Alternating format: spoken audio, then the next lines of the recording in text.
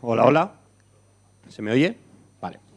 Pues bueno, nada chicos, bienvenidos a este turno de tarde del viernes en TechFest. Y nada, no me quiero entretener mucho y quiero presentar a Marina, que bueno, nos va a ofrecer una ponencia, en este caso centrada en la ciberseguridad, titulada El ser humano como el eslabón más débil. Lo dicho, espero que la disfrutéis y nada, vamos allá. Muchísimas gracias.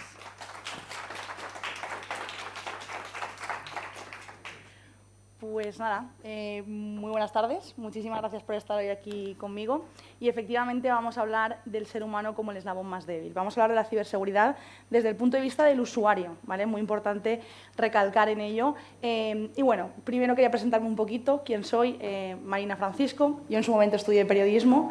Me gusta esto de comunicar. Lo que pasa que no terminaba de ser lo mío. Y bueno, llevo bastantes años dedicada a las estrategias digitales y al marketing digital dentro de empresas tecnológicas y desde hace un tiempo también impartiendo sesiones formativas en todo lo que tiene que ver con concienciación de ciberseguridad y digitalización de usuarios. Una vez más, destinado a usuario final, que también es muy importante que se familiaricen con la tecnología y sepan sacarle partido. Voy a plantear, mi primera pregunta es el porqué de esta charla, ¿vale? ¿Por qué vamos a hacer una charla de ciberseguridad orientada a usuario? Bueno, pues porque hoy en día la salud cibernética de las empresas... sí. Perfecto. Vale. Bueno, la salud cibernética de las empresas se sustenta en tres pilares clave, ¿vale? Está por una parte las herramientas, es decir, aquellos programas, aplicaciones... y demás en los que nos vamos a apoyar para añadir capas de seguridad a nuestro negocio. Vamos a hablar también de los procesos, es decir, en nuestro día a día, qué procesos, cómo trabajamos y cuáles son las tareas que llevamos a cabo. Y por último, vamos a hablar de las personas, ¿vale? Un punto muy clave y es que muchas veces esas personas no están totalmente familiarizadas con el entorno con el que están trabajando y da pie a que muchas veces se cometan errores que son muy sencillos, muy tontos, muy simples, muy fáciles de solucionar si se tiene un poquito de conocimiento y se sabe un poquito lo que se está haciendo, ¿vale? Entonces, ¿por qué? Bueno, porque necesitamos ejemplificar situaciones vulnerables, necesitamos poner un poco una muestra de qué es lo que está sucediendo, porque necesitamos concienciar a los trabajadores, porque es importante también que inculquemos buenas prácticas y sobre todo porque necesitamos reducir la exposición a los ataques. Los ataques no van a dejar de suceder, van a estar ahí, además cada vez se producen más, pero muchas veces somos nosotros los que podemos frenar de alguna forma esos ataques, ¿vale? Vamos a hablar un poco de la situación en España en datos, ¿vale? Son datos del Centro Criptológico Nacional y estamos hablando de que España, en este caso son datos del 2021, soy consciente de que estamos en el 2023, pero los datos del 2022 como tal todavía no han salido. Sí vamos a dar unas pinceladas de algunos datos que ya se conocen de ese año, pero vamos a centrarnos un poquito en estos datos, en este caso, como os decía, del Centro Criptológico. Vamos a empezar hablando de que España,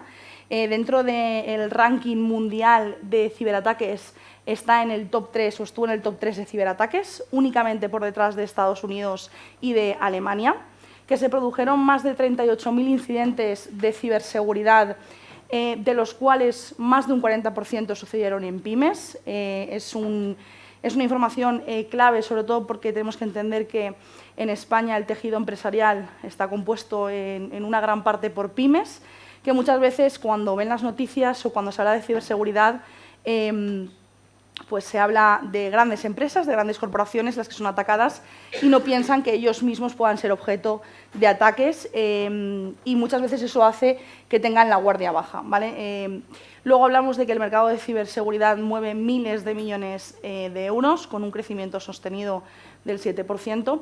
Y luego también dos datos que yo creo que son muy importantes y es que, por una parte, más del 70% de las empresas habían sufrido ataques en los últimos 6 meses y más del 50% de esas empresas sienten que no están preparadas para hacer frente a un ciberataque, ¿vale? Consentirlo o compensarlo no es suficiente, obviamente hay que ponerle remedio. Y bueno, es importante también que entendamos que estas cifras también llegan en medio de una situación diferente, en medio de una situación que fue la pandemia, en la que muchos nos tuvimos que recluir en casa a trabajar desde la oficina y algunos desde la oficina en casa, quiero decir, disculpad. Y sí es cierto que hay mucha gente que ya estaba familiarizada con ello, que ya tenía extendido el teletrabajo, pero había muchísima más gente que no y que de repente tuvo que saltar de un día para otro a trabajar desde casa con unas herramientas con las que no había trabajado hasta el momento y con muchas veces, y es una información, hablamos de programas como Teams o como chats de colaboración en empresa para familiarizarnos, para ser más rápidos en nuestro trabajo, para comunicarnos con los compañeros, y es un ejemplo de muchos, y la gente, más allá del hecho de escribir un mensaje, no sabe el potencial que tiene la herramienta y no sabe utilizarla porque no la han enseñado. Se la han dado, le han dicho, a partir de ahora tienes que trabajar con esto. Pues ¿por qué no queda otra? Porque nos hemos tenido que recluir en casa y porque tenemos que seguir siendo capaces de comunicarnos. Entonces, son ese tipo de elementos en los que se introducen nuevas herramientas, en los que se digitaliza la empresa o parte de sus departamentos y componentes, pero no se tiene en cuenta muchas veces al usuario que va a utilizar esa tecnología. Y luego, pues, para muestra un botón, acaban sucediendo cosas como estas. Vamos a ver algunas noticias. Son noticias desde octubre del año pasado hasta ayer. La última es de ayer, ¿vale? La última no, perdón, la penúltima.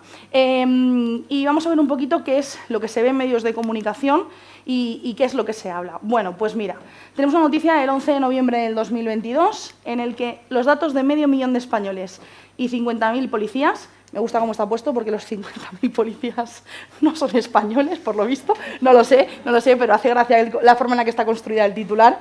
Expuestos por un ciberataque que comenzó contra el Poder Judicial.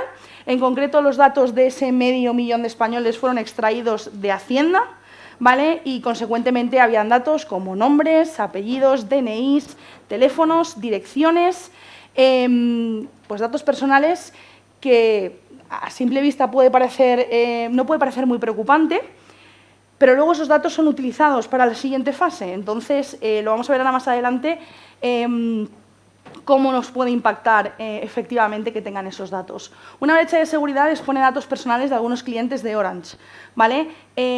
Datos que incluían números de cuenta y tarjetas con las que se pagaban los servicios contratados con Orange. Es decir, conozco en concreto una persona que se vio afectada, un cliente de Orange, que se gastaron 5.000 euros de su cuenta en comprar 5 teléfonos móviles, 5 iPhones, y era una cuenta de empresa, y cuando se dieron cuenta, obviamente, el dinero se lo devolvieron, pero el fraude ya lo habían cometido, ¿vale? Y viene pues de una filtración, de una exposición, de una brecha de seguridad de datos, en este caso, pues de Orange.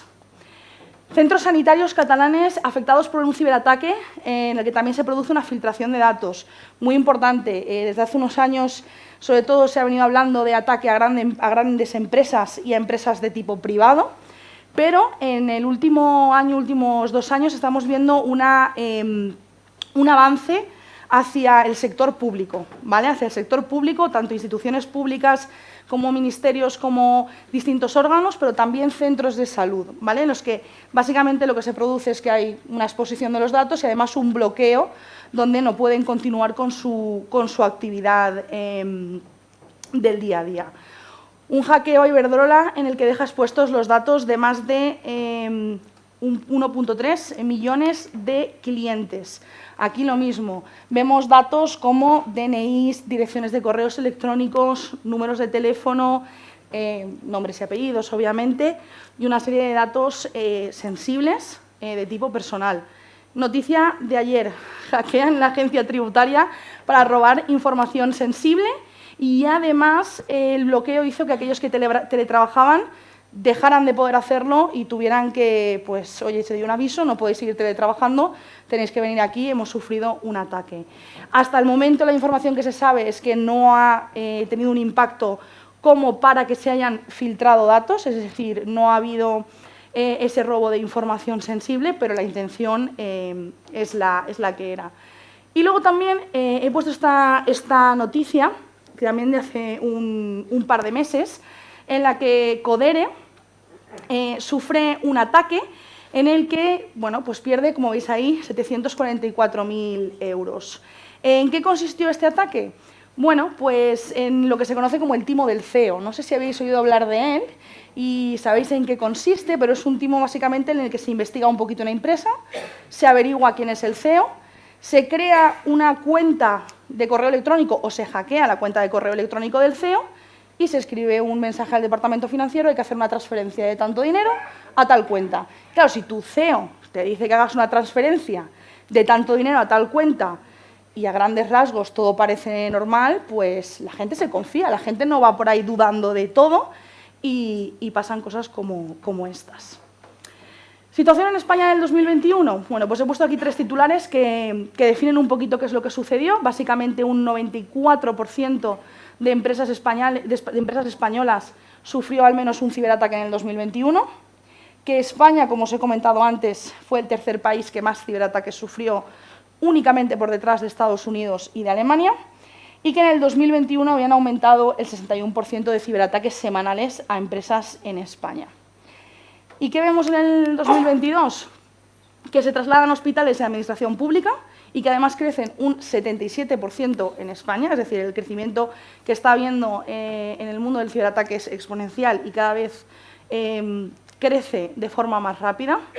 Hablamos también de que fueron extorsionadas las empresas, ahí vemos más de 30 entidades españolas extorsionadas por hackers y que ya los ciberataques están costando una media de 100.000 euros, 105.000 en total, a empresas españolas. Es decir, desde luego una cifra significativa. ¿Y quién es quién dentro del mundo del cibercrimen? Bueno, pues yo creo que estamos muy acostumbrados, ¿no?, al rollo película de hacker en un sótano con capucha tecleando, Capucha negra, efectivamente, haciendo el mal desde un sótano, y la realidad no es esa, ¿vale? Puede que sí que lo sea, no digo que no haya alguno con capucha siendo ahí un... Pero existen diferentes perfiles, ¿vale? Aquí lo que podéis ver un poquito en pantalla son algunos de esos conceptos, ¿no? Bajo el nombre ese de hat, de sombrero. Los dos de abajo, tanto el blue hat como el green hat, será más o menos conocido o más o menos extendido el concepto, pero básicamente viene a hacer referencia a los newbies, a los amateurs, es decir, aquellos que se quieren arrancar dentro del mundo de la ciberseguridad y dependiendo un poco de cuál sea su objetivo, bueno, pues podemos ver, por ejemplo, los de sombrero azul, cuyo objetivo básicamente no es aprender y hacer el bien, sino básicamente conseguir algún tipo de beneficio y mediante acciones totalmente ilegales.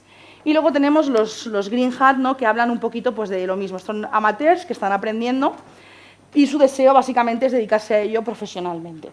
Bueno, y luego tenemos ya los más conocidos, que son los de sombrero blanco, sombrero gris y sombrero negro, ¿vale? Los de sombrero blanco son aquellos básicamente que lo hacen de forma legal y profesional, se dedican a ello un poco con el objetivo de ayudar y apoyar a empresas y organizaciones y entidades a pues identificar sus vulnerabilidades, básicamente. Voy a hacerte un ataque al sistema, voy a ver cómo estás de fuerte, si aguanta o no aguanta, y una vez lo hemos hecho y tenemos un informe, podemos decir, oye, pues mira, punto A, punto B y punto C necesitan mejora, vamos a trabajar en ello.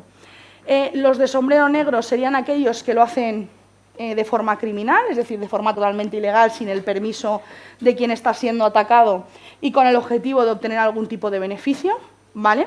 Vamos a ver que puede ser un beneficio de tipo económico, pero también puede ser un beneficio de tipo denuncia política o social, ¿vale? Y luego los de grey hat, que son los que están ahí un poco en el limbo, ¿no? En plan, yo sé mucho de esto, puedo dedicarme al bien o puedo dedicarme al mal, pues va a depender un poco de, pues muchas veces de la parte económica, efectivamente. Si me pagan para hacerlo bien, lo voy a hacer bien, pero si me pagan para hacerlo mal, voy a hacerlo mal, ¿vale?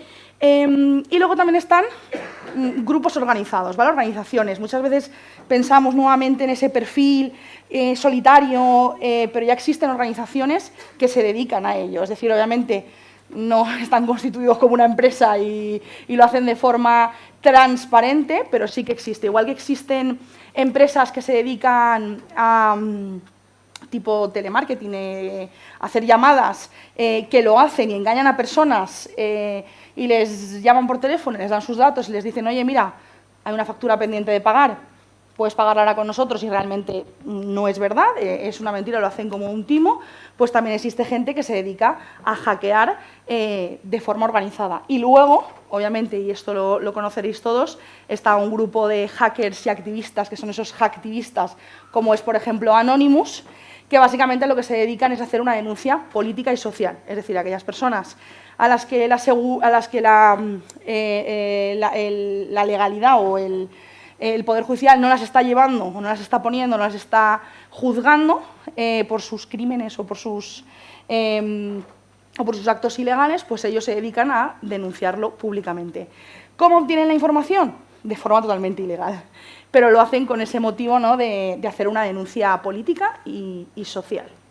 Y luego, aquí tenéis una muestra de que el hacking hoy en día, pues es que está al alcance de todos, que no quiero daros ideas, no es mi intención, pero sí mostrar un poquito que hoy en día por 40, 50 euros podemos hacer cositas, ¿vale? Bueno, WhatsApp, temas de exámenes, redes sociales, no voy a hacer tampoco una enumeración de todo lo que se puede hacer, pero con un par de búsquedas en Google en 1000 anuncios y con un número de teléfono e intercambiar un par de WhatsApps, por un módico precio, pues podemos hacer, o podemos que alguien pues haga un servicio de hackeo, de hacking, sin más. Y obviamente es una acción ilegal totalmente. Es algo que hoy en día está muy democratizado.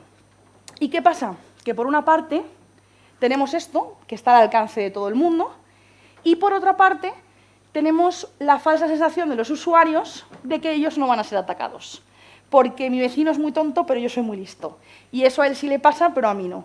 Y es una sensación con la que convivimos todos, incluida una servidora a la que es decir, yo reconozco que yo he caído y he clicado donde no tenía que clicar y pues porque no lo he pensado, ¿vale? Obviamente, para eso está la concienciación, para que evitar que cliquemos, pero esto muchas veces pensamos que a nosotros no nos va a pasar y acaba pasando. Entonces, aquí os lanzo esa pregunta.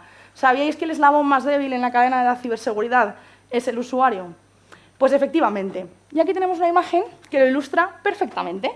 Tenemos un castillo con un foso, con muros altos, con torres de vigilancia, con puntos de entrada limitados y tenemos un guarda de seguridad en la puerta, ¿vale? Y entonces tenemos un montón de capas de seguridad, es imposible que alguien pueda entrar ahí dentro y nos puedan atacar.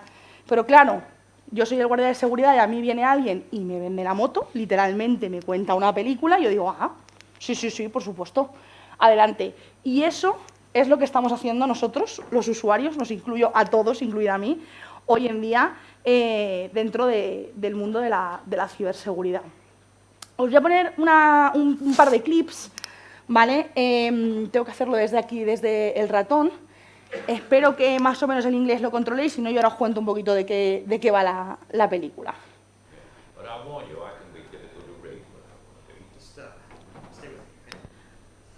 So, Art, you were a tough kid, you know, kind of a real rapscallion. You had a dog, a real tough dog, a brutish breed, like a real, I want to say, Ben the Bulldog. Actually, I was a prissy little tot. I had a fluffy white cat called Snuffles. I'm sorry. Okay, wait, let me try one. I can do Let way him do better it than better. that. Come on, give me one more time. You can do way better than that. Family. Let's do family.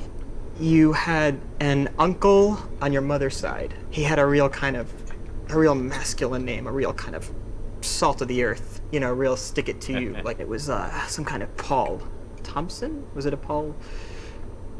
Okay, you know what? I got nothing. Nearly though. Was I? Yeah, my uncle's name was Cushman Armitage. Really? Snuffles and Cushman Armitage. That was your childhood. Bueno, habéis visto esa primera parte, lo he tenido que dividir en dos. Bueno, disculpadme si lo estoy haciendo por motivos de concienciación y ciberseguridad. Paying audience, then yes, it's for show. I've got $82,000 on my bank account. It says it right here on my cell phone. Everybody look at your cell phones right now. Everybody.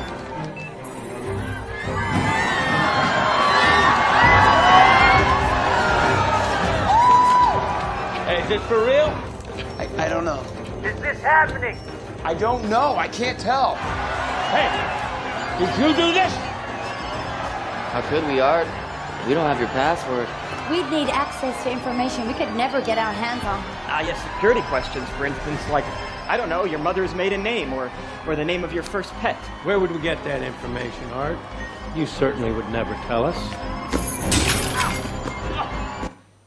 Bueno, pues como habéis visto, efectivamente, con una especie de juego de te voy a leer la mente, pero soy un manta y no sé hacerlo bien, y le dice además el tío en el avión, espero que en el espectáculo seas mejor que esto. Y básicamente, obviamente soy consciente de que esto es una película, pero es que así funciona el engaño, es decir, no nos damos cuenta, no sabemos que nos están engañando y lo están haciendo. Os voy a poner también este clip que tiene que ver con el tema de contraseñas del programa de Jimmy Kimmel. Es de hace No, unos we've been años hearing a ya. lot about cybersecurity lately, largely because of what happened to Sony. Companies and individuals are more concerned about the safety and privacy of their information than ever. President Obama has unveiled a number of new proposals this week to crack down on hackers, and he plans to address this in the State of the Union speech on Tuesday. And it's great that the government is working on this, but the truth of the matter is we need to do a better job of protecting ourselves. You know, the most popular password in the United States is password 123. And as long as that's the case, we're vulnerable. So today we sent a camera out on the Hollywood Boulevard to help people by asking them to tell us their password.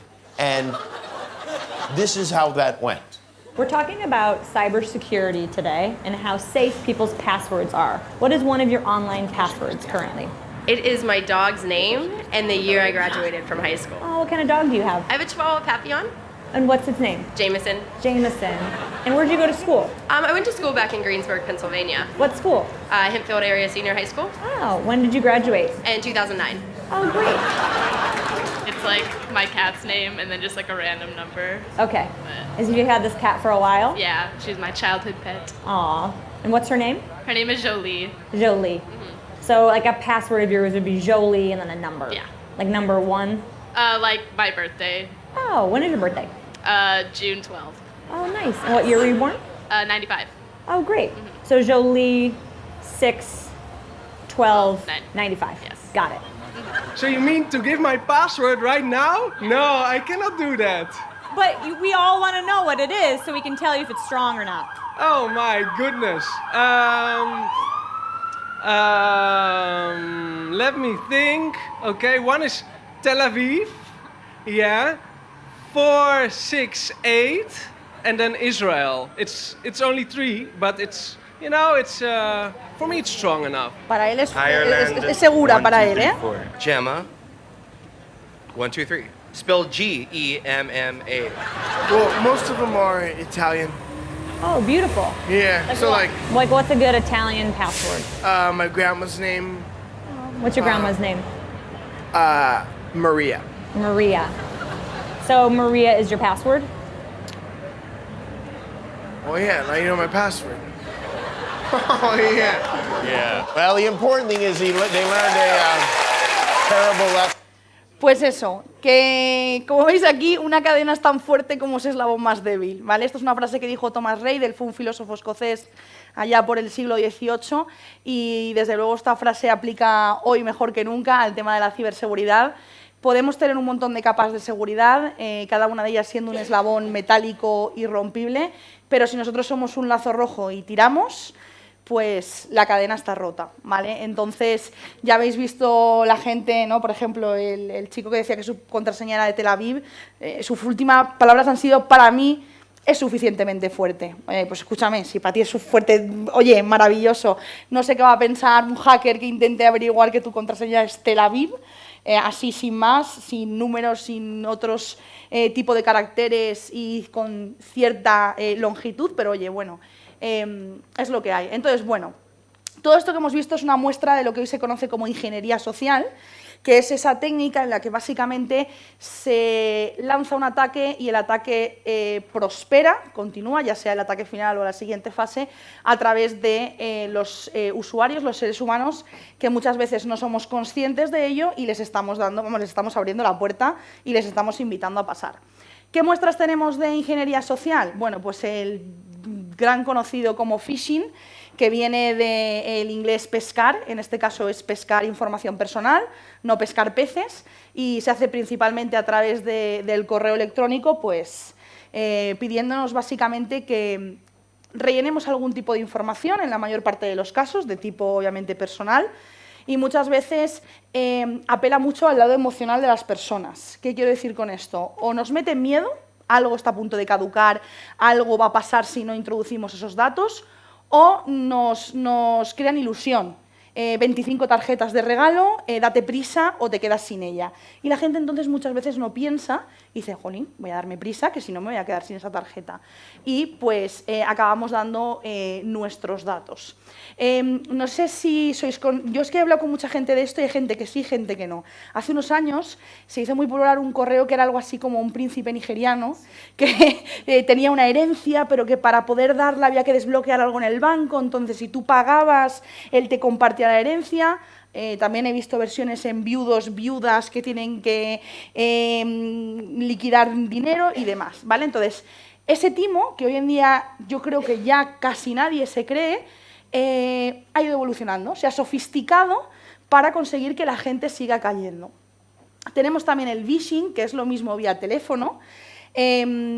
Básicamente te llaman por teléfono y tú por teléfono si te llaman, te dicen que son de la compañía de la luz y tienen tu nombre, tus apellidos, tu DNI, tu teléfono, obviamente, tu dirección, y te lo dicen, ¿tú en qué momento no vas a pensar que te está llamando la luz y te están intentando timar? Y eso se hace mucho para renovar servicios, para pagar facturas pasadas, pagos pendientes, y mucha gente sigue cayendo. Si no, ya os digo yo que no se seguiría haciendo, la gente no perdería el tiempo si no hubiese por medio una ganancia. Y luego tenemos el smishing, que es la misma versión en SMS, ¿vale?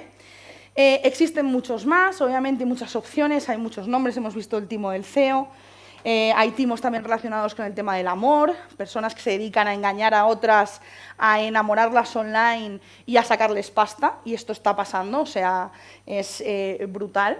Y aquí os traigo un par de muestras de ataques, o sea, de correos reales y de SMS reales, que a mí personalmente me han llegado a mi correo. O sea, esto no está sacado ni de internet, esto yo he cogido y me he ido a mi correo electrónico y lo he sacado, ¿vale? Tenemos, por ejemplo, un correo de phishing supuestamente del Santander, que a mí me pide que yo rellene unos datos porque mi DNI se ha caducado. Y claro, yo aquí lo primero que me pregunto es, ¿yo soy clienta de Santander?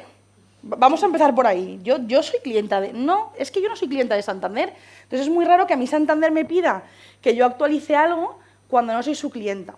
Os he puesto un correo que se nota a la legua que es un phishing, ¿vale? Es bastante obvio porque ya solo el look and feel del correo deja mucho que desear. No creo que Santander, y si alguno sois cliente y estáis familiarizados con los correos que manda, no mandaría algo tan pobremente diseñado, por decirlo de alguna forma, ¿vale?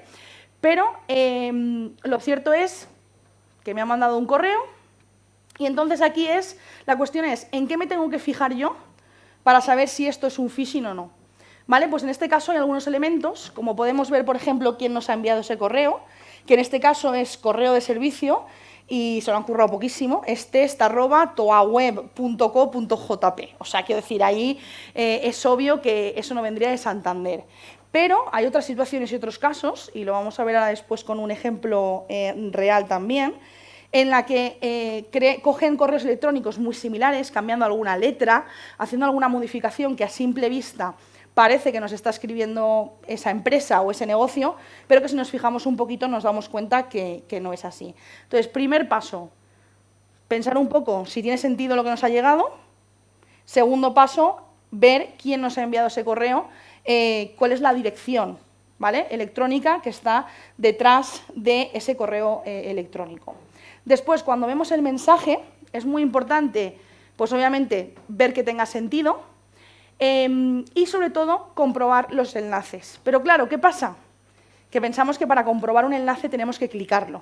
Y eso ya es un error muy grande, porque estamos un poco más cerca del precipicio. Entonces, ¿qué podemos hacer? Bueno, pues si estamos consultando un correo electrónico desde el ordenador, podemos poner el cursor justo encima del botón y esperar unos segundos, sin clicar. y ahí nos va a aparecer un pequeño recuadro con la URL que hay dentro, ¿vale? Y vamos a poder ver la acción que tenemos que hacer, a qué URL nos está llevando, ¿vale?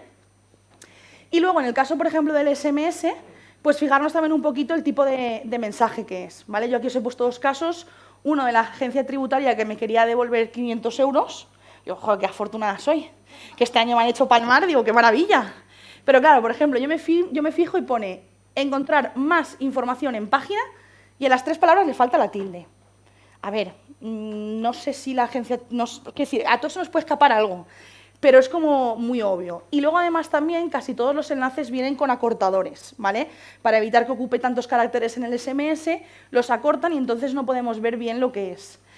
Con el SMS es un poquito más complicado identificar, pero siempre debemos tener un poco esa mirada crítica y pensar, oye, ¿esto que me está llegando es real, no es real? ¿Me piden que haga algún tipo de acción? Por ejemplo, el segundo correo, pues podemos ver ahí que Correos nos está diciendo que hay un paquete que ha quedado en aduana y que hay que pagar 1 euro. ¿Qué pasa con esto? Pues que hoy en día casi todos estamos esperando paquetes. Hoy todos pedimos, y no es de un sitio o de otro, y de repente piensas, ay, claro, es que estoy esperando un paquete, no me ha llegado todavía, bueno, pues es 1 euro, voy a pagarlo. Pero ¿qué pasa si este SMS se ha mandado al 1.300.000 personas de la filtración de Iberdrola? Y un 10% deciden pagar el euro. Pues que tengo 100.000 euros más, ¿vale? Y son 100.000 euros. O sea, quiero deciros. Entonces, esto parece inocente y hay gente que dice, bueno, vale, pero parémonos a pensar un segundo. ¿Me llegaría un mensaje de correo sin un código de seguimiento de un paquete? Diciéndome que mi paquete está en aduanas, sin decirme de qué tienda o de qué proveedor viene ese paquete. Entonces, claro, llega un momento que muchas veces nos dejamos llevar por esa parte emocional y no nos paramos a pensar un poquito de forma más crítica en la situación en la que nos encontramos. Y luego, más allá del phishing, que es una muy buena puerta de entrada, el ataque puede ser querer robarnos nuestros datos o que hagamos algún tipo de acción para poder entregar datos personales, pero también puede ser pues, que cliquemos y que podamos descargar algún tipo de malware, ¿vale? Que básicamente un malware viene de malicious software, es cualquier tipo de software que sirva pues, para hacer algún tipo de acción, en este caso malvada, por decirlo así de una forma, ¿vale? Y uno de los más populares, por ejemplo, es el ransomware o, por ejemplo, los spyware, que una vez se instalan, lo que hacen básicamente es espiar lo que uno está haciendo con su ordenador. Y para ello también tenemos una pequeña muestra, en este caso de una peli de Black Hat, en la que se ve un poco cómo funciona. Por una parte, un phishing y a continuación la instalación de un spyware.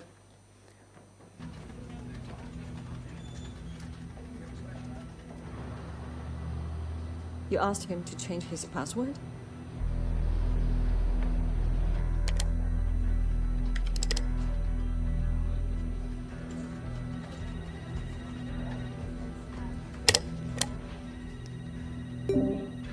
When he downloaded the PDF, what he downloaded was the keylogger.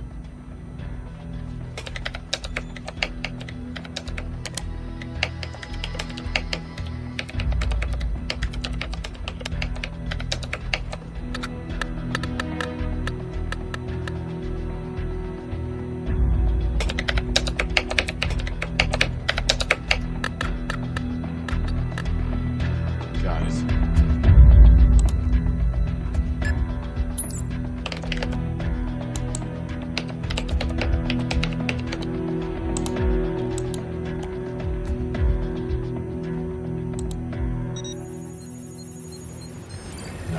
Pues básicamente, al final, insisto, esto también es una película, vemos pues cómo la persona ha sido engañada, coaccionada, ¿no? a obviamente pues descargarse, ¿no? Pues tienes que cambiar la contraseña, se ha descargado el archivo, lo ha ejecutado y han conseguido, mientras cambiaba esa contraseña, robarle los datos. Esto de verdad que es una película, entonces parece de película, pero es que estas cosas están sucediendo hoy en día. Y voy a enseñaros los resultados de un ataque real. Es un ataque simulado, ¿vale? Es muy importante entender que no tuvo consecuencias para la empresa que lo recibió más allá de una reprimenda, porque Cuidado con los resultados, ¿vale? Y básicamente eran unas tarjetas de regalo de Amazon por el 25 aniversario de la empresa. Y se envió a un total de 300 personas, ¿vale? Se envió este regalo, como sabes, es el 25 aniversario de tal empresa y estamos dando 25 tarjetas regalo de 25 euros a los 25 primeros empleados que se metan y lo soliciten, ¿vale? Entonces la gente pues, se vuelve loca, mi empresa me manda un correo diciéndome que me va a dar una tarjeta de regalo, que me voy a poner yo a pensar si esto es verdad o no. En mi empresa yo confío a ciegas en todo lo que me llegue a mi correo profesional. Y entonces la gente le clicaba y le aparecía un inicio de sesión. Y la gente ahí metía sus datos, ¿vale? Y como veis aquí, tarjeta regalo de Amazon por el 25 aniversario. Si ya empezamos a fijarnos en el primer detalle, pone tarjeta regalo @Arnazon Services. En vez de una M, pone una R y una N, que si lo vemos desde lejos, parece Amazon, y oye, mira qué maravilla.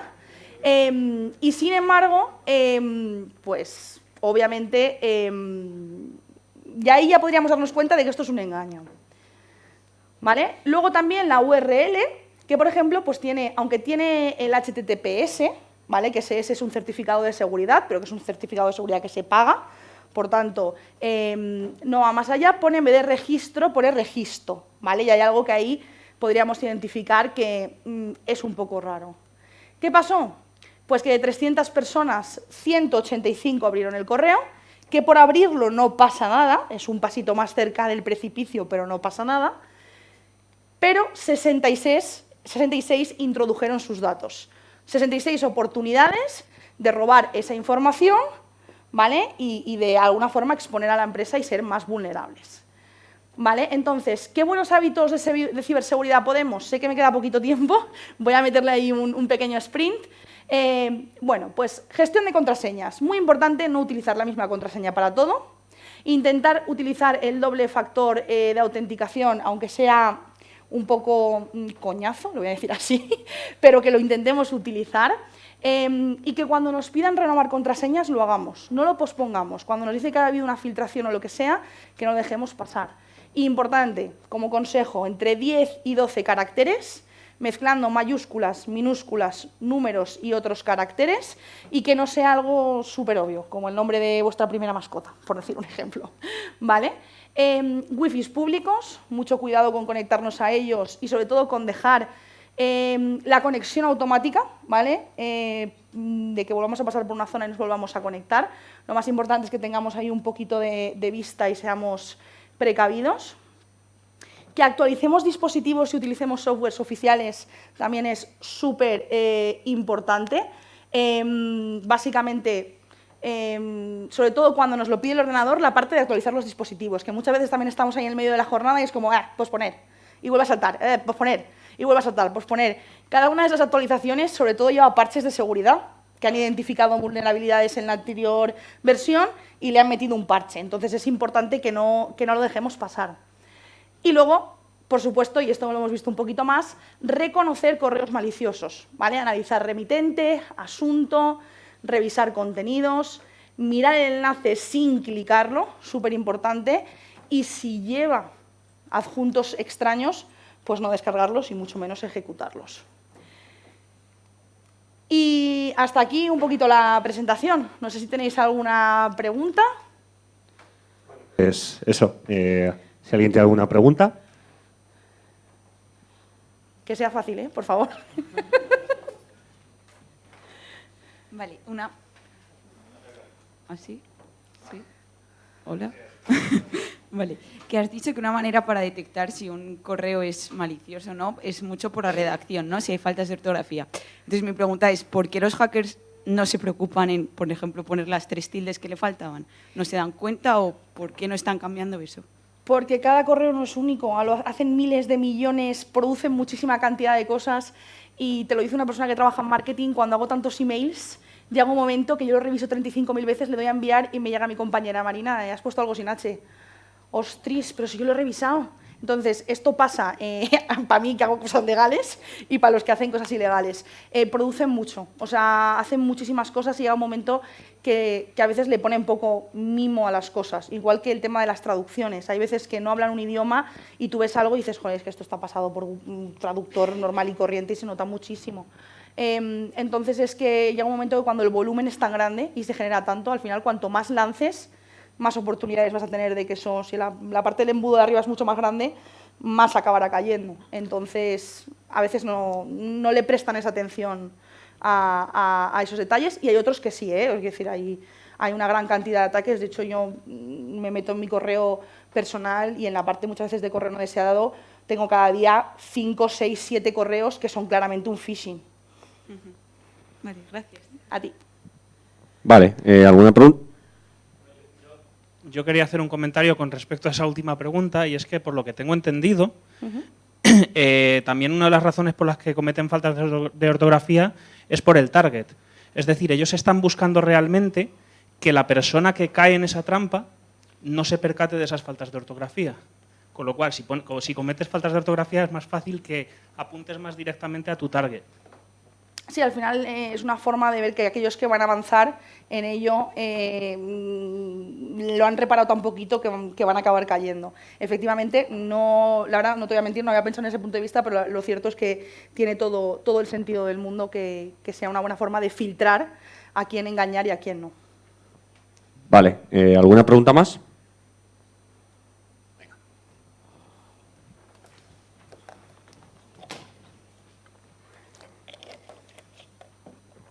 Muchas gracias por la charla, Marina, ha sido muy interesante. Y te quería preguntar, bueno, ahora por ejemplo que ChatGPT se ha puesto muy de moda y tal, ¿crees que se va a poner también de moda el uso por parte de hackers de herramientas de IA como ChatGPT para generar phishing más sofisticados, por ejemplo? Sí, yo creo que básicamente hoy en día, hace poquito, publicamos en el blog de Bern Academy un artículo escrito totalmente por el chat y fue cuestión de ponerle 3 cositas y ¡boom!, lo tienes. Entonces, ya solo para la parte del contenido, es una maravilla. Te ahorras ahí un tiempo y tienes una automatización de la leche. Que lo puedan utilizar y que se vayan a sofisticar, estoy segura. Es decir, si el cibercrimen sigue triunfando como triunfa, es porque van siempre un paso por delante del resto. Y cuando tú pillas algo, ya están con la siguiente para que tú no lo pilles. Y cuando los pilles, ya están 2 por delante. Entonces, no tengo dudas de que va a ser una herramienta muy útil. Vale, muchas gracias. Vale, venga, última pregunta ya. Gracias por la charla, Marina. Gracias. Es una pregunta un poco general. ¿Cuál crees que es la mejor forma de concienciar a la gente para que tenga en cuenta todo esto que has comentado? Pues a mí me gustaría decir que con práctica.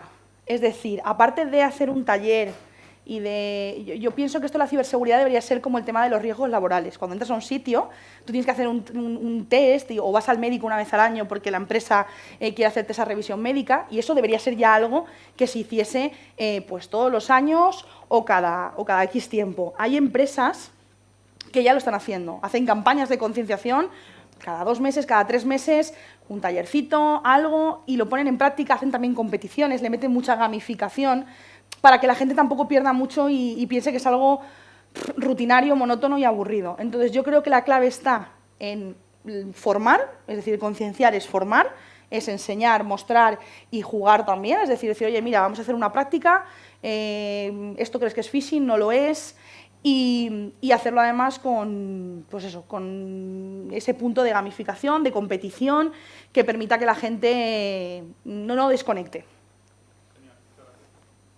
Bueno, pues nada, muchísimas gracias, Marina, por tu charla. Gracias.